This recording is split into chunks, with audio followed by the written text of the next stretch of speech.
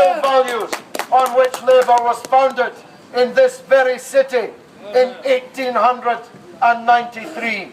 So I'm not asking anybody to vote against Labour. I'm asking them to vote for Labour. George Galloway, standing for respect, next Thursday in the election here.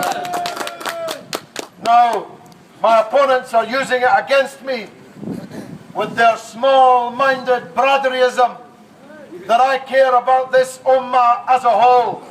They're using it against me that I drove 5 times, thousands of miles, all the way from London to Gaza to break the siege that the Israeli occupation forces had placed upon the Palestinian people. And my brother Aki and others, Ash and others, were with me. The biggest contingent on those convoys to break the siege on Gaza came from Bradford. They came from this city of Bradford, proving that though Bradford itself has many problems, the people of Bradford care about the people of Palestine. They care about the people of Kashmir living under occupation. 600,000 pairs of Indian Army boots standing on their necks. And it's supposed to be a disqualification for voting for me because I work for this ummah as a whole, whether in Kashmir or Palestine or Iraq or Afghanistan.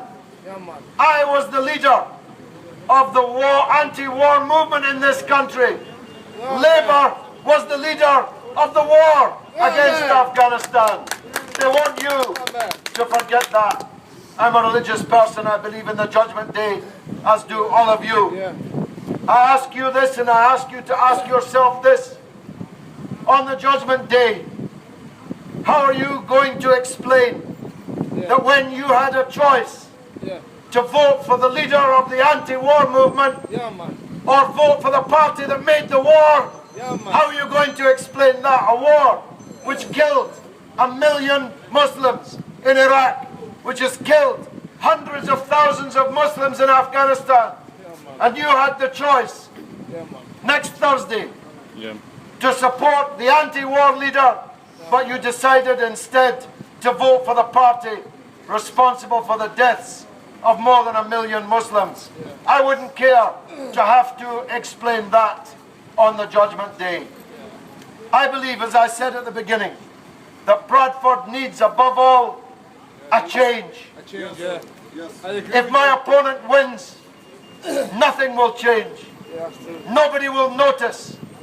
The waters will close over the event and it will be as if the event never happened. Knock David Cameron out. If I, on the other hand, am elected here next Thursday, everyone will notice. Everyone in the country will be talking about it. And not just in this country. From the Punjab to Palestine, from Baghdad to Bradford, everyone will be talking about this great victory. And I believe that that's what Bradford needs. It needs attention. It needs care. It needs, above all, leadership. And ask yourselves this, and ask yourselves this honestly. Who would you rather have on the 6 o'clock news, on Newsnight, on Question Time, on the floor of the House of Commons? Who would you rather have speaking for you, me, or Imran Hussain? You,